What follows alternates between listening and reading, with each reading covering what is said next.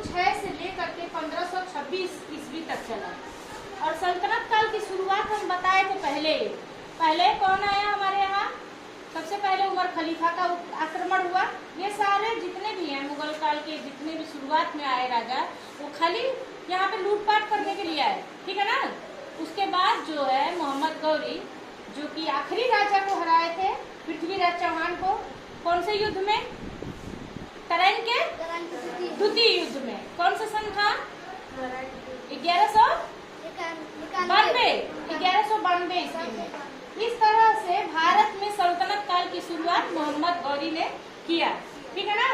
और जब वो भी मर गए तो उसके बाद से वो 40 गुलाम होते थे, उनमें से एक सरदार होता था। उन्हीं 40 गुलामों का एक सरदार जो था कुतुबुद्दीन ऐबक, वह क्या बना? दिल्ली सल्तनत पे सुल्तान बना। उस समय लोग अपने आप को उपाधि देते थे, तो ये अपनी उपाधि क्या दिए थे? अपने आप को सुल्तान कहलवाते थे जो राजा रहते थे।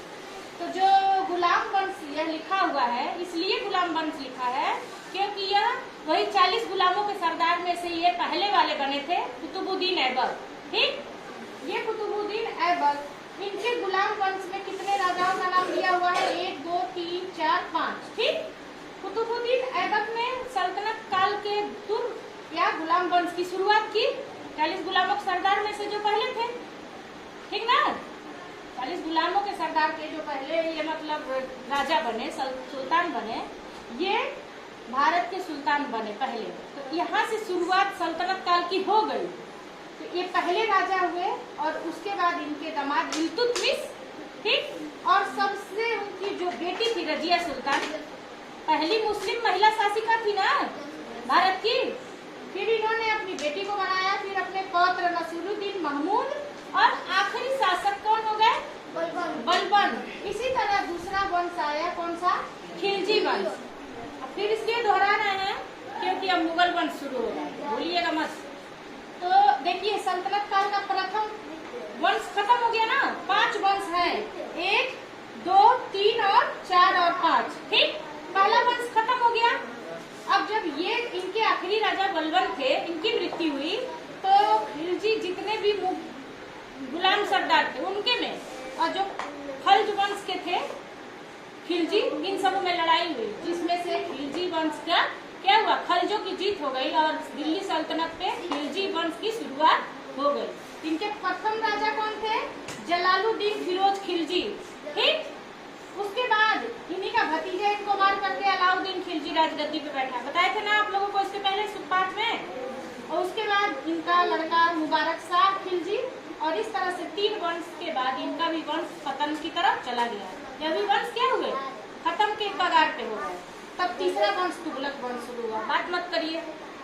फिर उसके बाद तुगलक वंश में आए सबसे पहले गयासुद्दीन तुगलक, इधर देखिए, और इनके लड़के मोहम्मद बिन तुगलक, ठीक, जिसे कि हम जौना खान के नाम से भी जानते हैं, और फिरोज शाह तुगलक इनके तीसरे राजा। जौनपुर और फिरोजपुर नाम सुने हैं ना, शहर अभी भी है, इन्हीं राजा के नाम से है, फिरोज शाह तुगलक के नाम से। फिरोजाबादी चूड़ी नहीं सुने हैं?